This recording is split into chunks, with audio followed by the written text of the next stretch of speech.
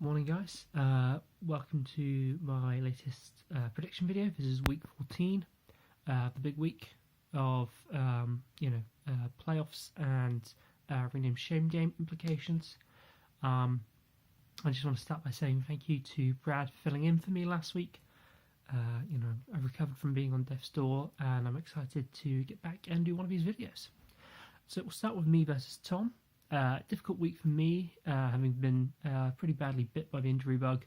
I've lost my RB1, my RB3, and my RB5's a game time decision. Tom, however, won't be feeling too confident. He's coming into this game on a losing streak, and his star wide receiver Julio Jones is now on a touchdown drought again. In fact, over the last couple of weeks, he's had more fumbles than he's had touchdowns, and that's a streak that's really going to worry him. Tom, for whatever reason, has kept him in the lineup. Big risk in my mind. You can't really risk those fumbles over touchdowns, which he's known to produce. But we'll see how that plays out for him. This game, I think, will be barn burnery, but maybe not a full roaster, which you might hope from us. And I'm going to give Tom the edge in this, I think. Tom, you might think that our game of the week is going to be the Rams-Bears. It's actually going to be the Dallas-Philly game, because of that mighty kicking duel. I know you and I are both going to love to watch together. Next, we move on to Ian v Triss. As I understand it, the loser of this game ends up in the rename shame game if Mo wins. If I've got that wrong, then I blame Brad for not explaining it properly. Both enter this game with a relatively clean bill of health, and also both making some risky plays, particularly with their slot positions. DJ Moore has quite a lot of production, but lacks the touchdowns, with only 2 on the season, whereas Triss is starting Jalen Samuels, who is likely to be in the timeshare this week, filling in for the injured James Conner, that's his first name. Personally, I'd start Spencer Ware over Samuels, but then again, I'm not the guy that's got a 5-8 record, so Triss is going to do his own thing. This is a tough one to call, but I think I'll back Ian, as I like his Pats matchup against the Dolphins more than any consistent matchups that Triss has on his lineup. Interesting tidbit for you though. Both are playing Saints running backs, and Kamara, who even though he's the third best running back in fantasy this year, has only had one 100-yard rushing game, whereas Ingram's had 2 despite missing those first 4 weeks. If Kamara isn't getting into the end zone, he's not getting those big fantasy numbers, whereas Ingram will be racking up yards throughout the game, which will be helping Triss. So depending on how things go in that game, that could be a real game that swings it for either side.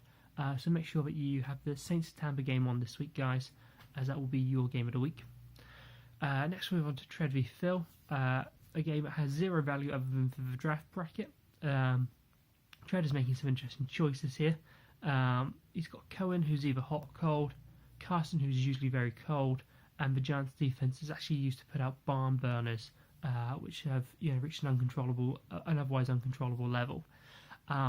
So interesting choices for him there. Phil's team has plenty of studs, so it's kind of surprising he's not actually gearing up for a playoff push here.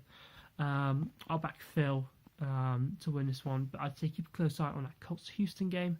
I know Phil has quite a lot of interest in that, particularly with T.Y. Hilton, who's currently questionable. Game time decision, it's a big one for them. They kind of need to win it, so he might push for and play, but he's really not going to be at full health. So next we move on to Brad and Andy. Brad's already fucked. Well done, Andy, on that one. I suspect Andy finds the 50 odd or so remaining points he needs to become the league season points holder. So good for you, Andy. Next, we move on to Mo Ryan. Ryan may not want Mo in a rename shame game and is intentionally throwing it this week. That's my theory. It sounds crazy, but why else would he make such risky moves like starting Davis, Humphreys, Adams, and not playing a tight end? All these things kind of lead me to think that he wants Mo out of that rename shame game, and he'd much rather face an Ian or a Triss. If I'm right, then Mo will definitely win this week. I guess your game to watch will be the Chiefs hosting the Ravens. You've got that King Kels, and I'm sure there's someone else going in that game for you guys as well. That's my video for this week. best of luck to everyone, and I'll see 3 of you in the playoffs. And I look forward to watching that rename shame game as well. Best of luck, guys. Cheers.